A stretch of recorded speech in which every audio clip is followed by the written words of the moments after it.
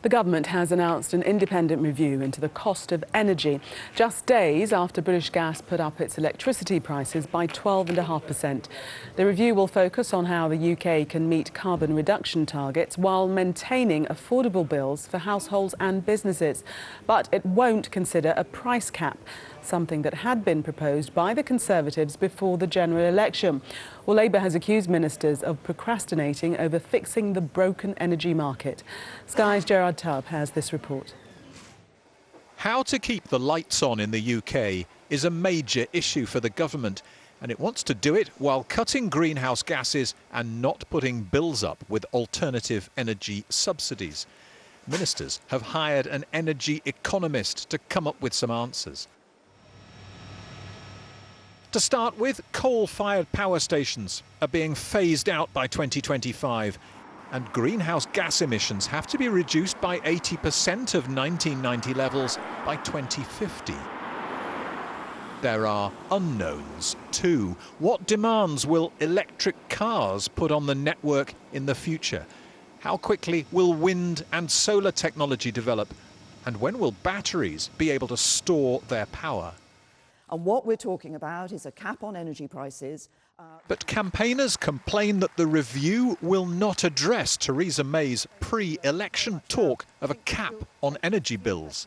If we start to shift all focus onto the costs facing energy companies, we start to take the focus away from the prices paid by energy consumers. It doesn't matter if you make generation or transmission cheaper for British Gas, if they can still apply a massive markup on those costs to their most loyal customers.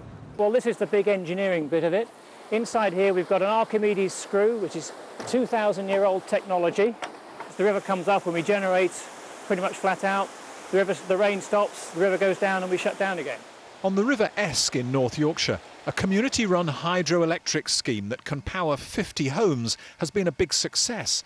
A few years ago, schemes like this were the future, but green energy subsidies per kilowatt hour have put bills up and are being phased out. We fully understand that subsidies need to be reduced over time, but it went off a cliff edge. And that means now that the feed-in tariff is something like 6 to 7 pence. We got 19.7. And you can't make it work at 6 to 7 We pence? could not make it work at 6 to 7 pence. In fact, one of the things that you will see is the rapid change in the subsidies from the government means that there are lots of community schemes out there wanting to go that are stalled.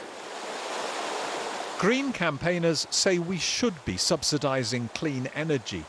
But the government says it wants the UK to have the lowest energy bills in Europe, and that this review, reporting in October, will tell it how to provide enough electricity at the right times, at the right price.